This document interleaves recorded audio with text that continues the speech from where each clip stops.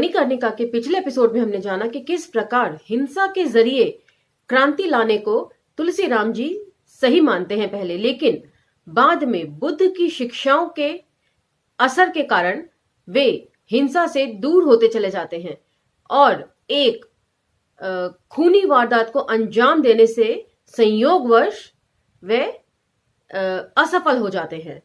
और साथ ही हमने जाना कि किस प्रकार जो उनके दोस्त थे गोरख पाणे जी, वो एक तरफा प्रेम में नाकाम होने के बाद बीएचयू छोड़कर चले जाते हैं और उनका तुलसीराम जी के साथ कोई संपर्क नहीं होता तकरीबन साल भर तक। और साल भर बाद जब वे आते हैं तो पुलिस से छुपते फिर रहे होते हैं। और साथ ही हमने जाना कि कम्युनिज्म में कितनी तरह की शब्दावली होती है और उन शब्दावलियों का क्या क्या अर्थ है। अब हम यहां से आगे पढ़ेंगे। आभासी दुनिया के मेरे दोस्तों, शालिनी बोल रही हूं। जय भीम, हुल जौहार। इस बीच पूर्वी पाकिस्तान से बड़ी भयानक खबरें आने लगी। पाकिस्तानी सेना द्वारा आम जनता पर रोज ही गोलियां दागने का समाचार मिलता रहा। पूर्वी पाकिस्तान के मुर्जुबुद्दीन रहमान की पार्टी को संपूर्ण पाकिस्तान में आम चुनावों के दौरान बहुमत मिलने के बावजूद उन्हें सत्ता नहीं सौंपी गई। पूर्वी पाकिस्तान जो अब मौजूदा शक्ल में बांग्लादेश जिसे हम कहते हैं। साथ ही पश्चिमी पाकिस्तान द्वारा पूर्वी पाकिस्तानियों पर उर्दू भाषा थोपने के सवाल पर वहां बड़े पैमाने पर दंगा भड़क गया। ये सारी गतिविधियां मार्च 1971 से शुरू हो गई थी, जिसके परिणाम स्वरूप बांग्ला भाषी पूर्वी पाकिस्तानियों ने अलग बांग्लादेश की मांग को लेकर विद्रोह कर दिया था। भारत बांग्लादेश की मांग का समर्थन करने लगा था। नवंबर 1971 के आते आते यह निश्चित सा हो गया था कि भारत किसी न किसी समय निकट भविष्य में सैनिक हस्तक्षेप अवश्य करेगा।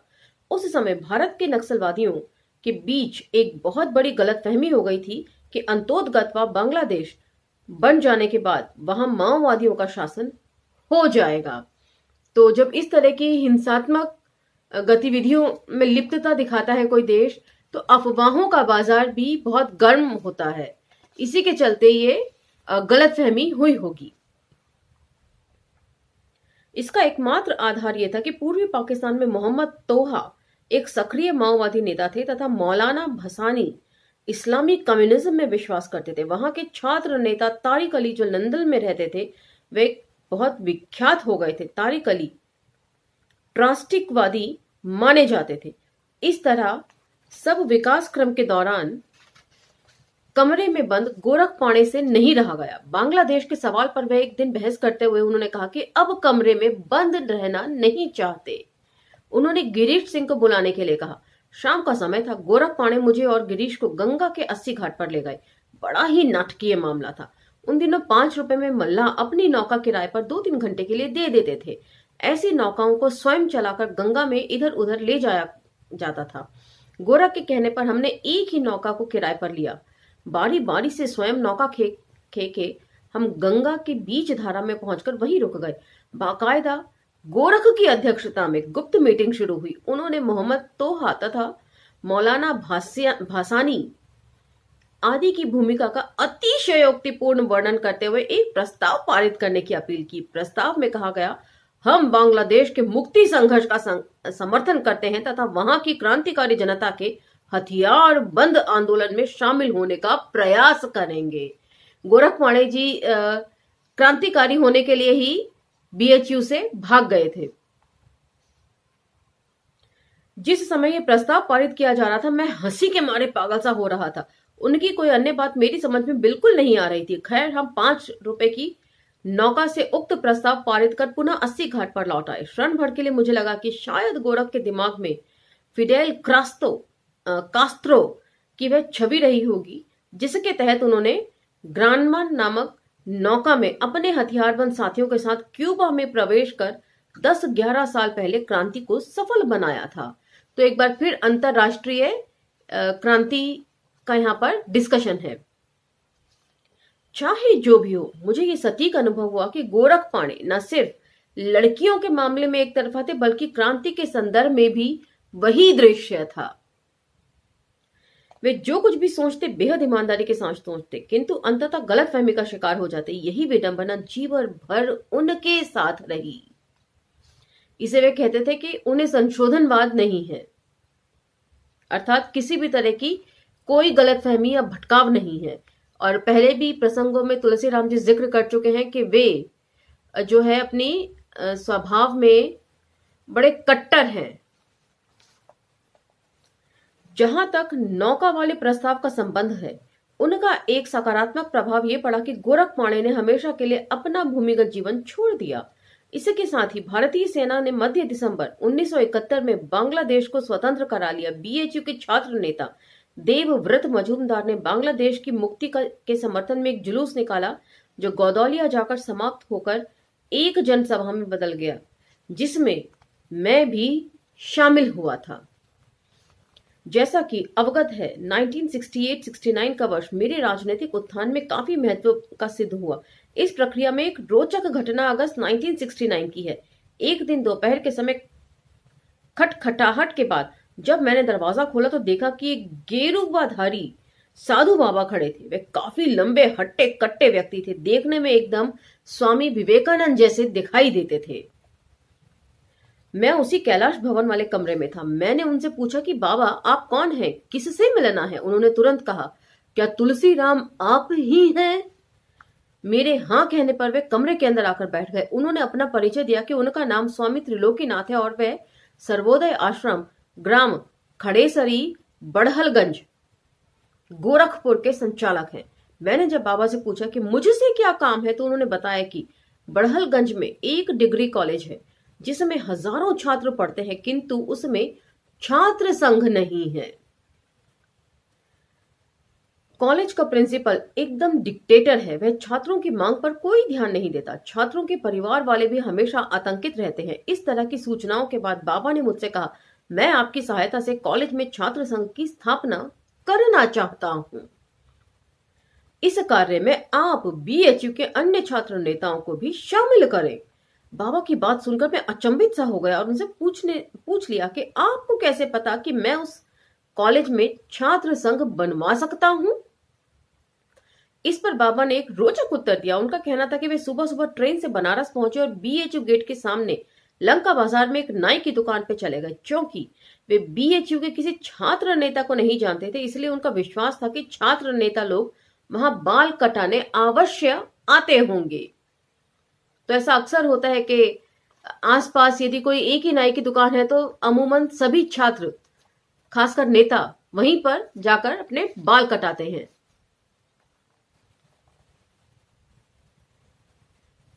इसीलिए नाई लोग उनके बारे में अवश्य जानकारी रखते होंगे। बाबा ने आगे कहा कि उस दुकान में बंगाली नामक एक नाई ने बताया कि आप एक बड़े छात्र नेता हैं और 25 नंबर कैलाश भवन में रहते हैं, इसलिए मैं आपके पास चला आया हूं। हकीकत यह थी कि बंगाली नाई भी कैलाश भवन में रहता था। वैसे भी लंका बाजार के सारे दुकानदार मेरे जैसे सभी छात्र नेताओं को अच्छी तरह जानते थे। शुरू में मैं बाबा द्वारा प्रस्तावित छात्र संघ वाले प्रकरण के प्रति काफी आशंकित था। यह आशंका बाबा के प्रति भी थी, क्योंकि गेरुआधारी वस्त्र था और शुरू से ही यह एक खास रंग रहा है। फिर भी मैंने उन्हें आश्वस्त किया कि मैं अन्य छात्र नेताओं से इस प्रश्न पर बात करूंगा। इस तरह की वार्ता करने के बाद बाबा चले गए, किंतु दूसरे दिन वे फिर मेरे पास आए और बोले कि यदि आपको विश्वास नहीं है तो मेरे साथ बड़हलगंज चलकर स्थिति का मुआयना कर लीजिए। बार बार आग्रह किए जाने के बाद मैं ट्रेन में उनके साथ बड़हलगंज के लिए चल पड़ा। वहां पहुंचने पर कई छात्र मुझसे मिलने आए और कॉलेज के बारे में मुझे पूरी जानकारी मिली। मैं कॉलेज में से 2-3 किलोमीटर दूर खड़ेसरी गांव स्थित बाबा के सर्वोदय आश्रम में एक रात रहा। आश्रम काफी बड़ा था और वहां काफी खाली जमीन भी थी। वहां रहने खाने की सारी सुविधाएं उपलब्ध थी। दूसरे दिन बनारस लौटते समय मेरे पास पुनः बाबा बनारस आ गए। मैंने शीघ्र ही बीएचयू के कम्युनिस्ट छात्र नेता नरेंद्र प्रसाद सिन्हा, जो तत्कालीन बीएचयू छात्र संघ के अध्यक्ष भी थे, से सबसे पहले बात की। इसके बाद देवव्रत मजूमदार, मार्कंडेय सिंह तथा आनंद कुमार आदि छात्र नेताओं से मैंने बात की। सारे छात्र नेता बड़हलगंज डिग्री कॉलेज चलने के लिए तैयार हो गए। इन सारे नेताओं से मिलने के बाद स्वामी त्रिलोकीनाथ ने 21 तथा 22 अगस्त 1969 को 2 दिन का कार्यक्रम निर्धारित किया। इस कार्यक्रम से पहले लगभग 10 दिन का खाली समय था, जिसके दौरान स्वामी जी ने बड़हलगंज टाउन के साथ साथ आसपास के गांव में पर्चा छपवाकर खूब प्रचार किया कि बीएचयू के अनेक छात्र नेता छात्र संघ की स्थापना के लिए वहां आ रहे हैं। हम सारे छात्र नेता निर्धारित कार्यक्रम के अनुसार 21 अगस्त 1969 को बड़हलगंज पहुंचे। शाम को हमसे मिलने वहां के अनेक नागरिक तथा छात्र आए। इस तरह आंदोलन की पूरी पृष्ठभूमि तैयार हो गई। तो इस तरीके से काम किया जाना चाहिए। बीच के जो 10 दिन खाली थे उसमें बाबा जी ने बहुत मुस्तैदी दिखाते हुए सारे पर्चे छपवाए और उनको बंटवा दिया, जिससे ज्यादा से ज्यादा लोगों तक इस बात की जानकारी पहुंच जाए कि छात्र संघ के जो नेता हैं वे आ रहे हैं बीएचयू से और बड़हलगंज में भी जो कॉलेज है वहां पर भी छात्र संघ की स्थापना वे करवाने में सहयोग करेंगे। तो इसी तरह काम होना चाहिए, एकदम बिना वक्त गंवाए, समय की नजाकत को समझते हुए। दूसरे दिन एक जनसभा हुई जिसमें एक क्षेत्र के नागरिकों के साथ बड़ी संख्या में छात्र मौजूद थे। बीएचयू के सारे छात्र नेताओं के भाषणों का जबरदस्त असर पड़ा और कॉलेज के प्रिंसिपल ने शाम 4 बजे समझौते के लिए कॉलेज प्रशासन के साथ हमारी एक मीटिंग रखी। हमारी मीटिंग बहुत सफल रही और प्रिंसिपल साहब छात्र संघ को मान्यता देने ही वाले थे, लगभग तैयार हो गए थे, किंतु एक आकस्मिक घटना ने सारा गुड़ गोबर कर दिया। हुआ यह कि कॉलेज के एक प्रमुख क्लर्क थे जो प्रिंसिपल साहब के बहुत चहेते थे। वार्तालाप के दौरान वे बार बार प्रिंसिपल साहब की तरफ से बोलने की कोशिश करने लगे। उनके इस व्यवहार से खींचकर हमारे साथ बनारस से आए सिंह शिवाधार सिंह, जो अपने को डबल सिंह कहते थे, उन्होंने अपनी पिस्तौल निकालकर उस क्लर्क महोदय पर तान दी। इसके बाद वहां भगदड़ मच गई और शीघ्र ही वहां स्थिति थाने से ढेर सारे पुलिस वाले आ गए। यकायक स्थिति अत्यंत तनावग्रस्त हो गई। पिस्तौल वाली घटना उस पूरे टाउन में बिजली की तरह फैल गई और जनमानस हम सारे बीएचयू के नेताओं के विरुद्ध हो गया। डबल सिंह छात्र नेता देवव्रत के बहुत चहेते थे, इसलिए उन्होंने सिंह साहब को 2-3 झापड़ लगाते हुए ये घोषणा कर दी कि वे मानसिक रूप से असंतुलित व्यक्ति हैं। इसीलिए उन्होंने पिस्तौल निकाल लिया, किंतु वे हिंसक नहीं हैं। तो अब वे किस तरह के व्यक्ति हैं, इसका वर्णन तुलसीराम जी ने काफी रोचक दिया है। इससे मजूमदार ने स्थिति को संभालने की कोशिश की। संयोगवश वह पिस्तौल लाइसेंस वाली थी, किंतु सनसनी इतनी ज्यादा फैल गई थी कि हमारे सारे छात्र नेता तुरंत एक नौका में बैठकर घाघरा नदी के उस पार चले गए। नदी में बाढ़ आई थी। बड़हलगंज टाउन घाघरा नदी के एकदम किनारे बसा हुआ था। कॉलेज का प्रशासन बहुत खुश इस बात से था कि पिस्तौल वाली घटना से छात्र संघ वाले मसले को एकदम नष्ट कर दिया गया है। इसलिए पुलिस तथा अन्य किसी ने हमारे विरुद्ध कुछ नहीं किया। घाघरा के उस पार हम लोग काफी दूर पैदल चलकर दोहरी घाट रेलवे स्टेशन पहुंचे। रात हो चुकी थी। वहां गोरखपुर से बनारस जाने वाली छोटी लाइन की रेलगाड़ी में हम बैठ गए। जहां तक डबल सिंह का संदर्भ है, वे चंदौली के रहने वाले एक जमींदार परिवार से आते थे। वे स्थानीय पोस्ट ऑफिस में काम करते थे। एक दिन रात में उनके घर डाका पड़ गया। वे डर के मारे कमरे में छिप गए, किंतु उनके हाथ में लाइसेंसी वाली बंदूक थी। कमरे की खिड़की खुली थी। वे डर के मारे गन गन कांप रहे थे। कंपकपी के दौरान बंदूक का घोड़ा दब गया। संयोगवश डकैतों का सरदार खिड़की के सामने खड़ा हुआ था, इसलिए वे अनजाने में चली गोली का शिकार हो गया। डकैत सरदार के मरते ही सारे डाकू भाग गए। बाद में शिवाधार सिंह ने दावा किया कि डकैतों से मुकाबला करते हुए उन्होंने डाकू सरदार को मार डाला। तो यहाँ पर जो है काफी रोचक किस्सा है, किस प्रकार सवर्ण जो हैं अपनी मेरिट का राग अलापते हैं। डर के मारे छुपे हुए थे, संयोगवश ये दुर्घटना हो गई, ये हादसा हो गया और उसके चलते अपने वे झूठ मूठ में ही वीर कहलाने लगे, कहलवाने लगे अपने आप को। तो ऐसे ही चीजों से इतिहास भरा पड़ा है। इतिहास लेखन में इसी तरह के वाक्य दर्ज किए गए हैं। इसके बाद वे स्थानीय पुलिस की सिफारिश पर उन्होंने एक लाइसेंसी पिस्तौल भी मिल गई। सिंह साहब दिमाग से थोड़े खिसके हुए थे। पिस्तौल मिलते ही कुछ और खिसक गए। उनके गांव वाले क्षेत्र में वे बात की बात पर किसी पर भी पिस्तौल तान देते थे। पोस्ट ऑफिस में भी वैसा करने लगे। परिणाम स्वरूप उनकी नौकरी चली गई, किंतु पिस्तौल बच गई। यह घटना 1965-66 की है। नौकरी जाने के बाद शिवाधार सिंह बनारस चले आए और फिर घूम घूम कर बीएचयू परिसर तथा उसके आसपास मंडराते रहे। वे छात्र नेताओं के भाषणों को बड़ी गंभीरता से सुनते और स्वयं प्रायः शाम के समय लंका बाजार के किसी चाय खाने के सामने खड़े होकर भाषण देने लगते। तो कहा जाता है कि एक अच्छा वक्ता बनने के लिए एक अच्छा श्रोता होना उसकी पहली शर्त है। तो वे इस शर्त को पूरा करते थे। डबल सिंह देखते ही देखते उनके उल जलूल भाषण को सुनने के लिए बाजारियों तथा छात्रों की भारी भीड़ इकट्ठा हो जाती थी। इस तरह वे बीएचयू के छात्र राजनीति के एक अभिन्न अंग बन गए थे। वे हमेशा छात्र नेताओं के ही इर्द गिर्द घूमते रहते थे। बिना किसी निर्धारित समय या निर्धारित विषय पर वे लंका बाजार में कहीं भी खड़ा होकर भाषण देने लगते थे, जिससे आम लोगों का खूब मनोरंजन होता था। उनकी इस कला को देखकर मैं अक्सर सुकरात को याद करने लगता था, जो प्राचीन यूनान में किसी भी चौराहे पर खड़ा होकर भाषण के माध्यम से अपने विचारों को फैलाया करता था। सोक्रेट्स, सुकरात, वे इतने पुराने हैं कि उस समय किसी और तरह का संचार माध्यम ही नहीं था। अपनी बात को कहने के लिए आपको लोगों के पास जाना ही पड़ता था, कोई और चॉइस नहीं थी। आज की तरह ये जो आभासी दुनिया है, जहां पर मैं खड़ी होकर आप लोगों से रूबरू होती हूं और कमेंट बॉक्स के जरिए हम लोगों के बीच में दो तरफा बातचीत जारी रहती है, एक दूसरे से डिस्कशन हम लोग करते हैं कमेंट बॉक्स में, तो इसी को आभासी दुनिया कहते हैं।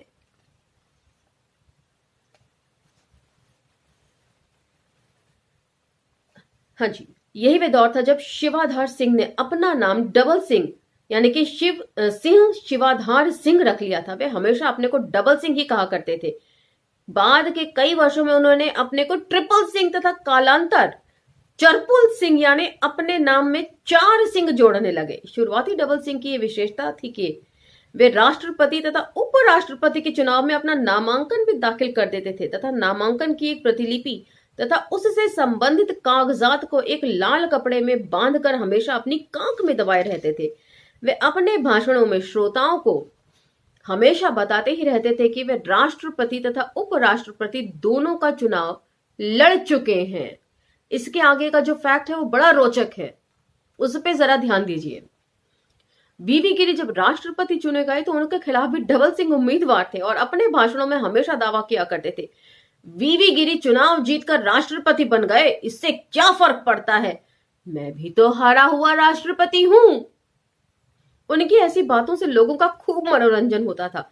बाद में जब 1971 में बीएचयू छात्र संघ के अध्यक्ष संतोष कुमार कपूरिया की हत्या के बाद तत्कालिक सीआईबी के डायरेक्टर जॉन लोबो के नेतृत्व में एक कमीशन हत्या की जांच के लिए बनारस आया तो डबल सिंह ने अपने को ट्रिपल सिंह में बदल लिया।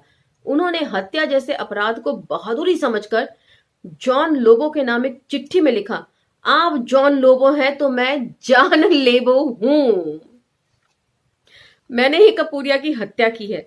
इस चिट्ठी के मिलने के बाद सीबीआई के डायरेक्टर ने स्थानीय पुलिस को आदेश दिया कि वे कथित ट्रिपल सिंह को गिरफ्तार करके पूछताछ करे। बनारस की पुलिस सिंह साहब के खिसियानेपन को अच्छी तरह समझती थी, इसलिए उसने जॉन लोबो साहब को आश्वस्त कर दिया कि उन पर जब भी पागलपन का दौरा पड़ता है वे उल जलूल दावा करते रहते हैं, जबकि वे निर्दोष व्यक्ति हैं।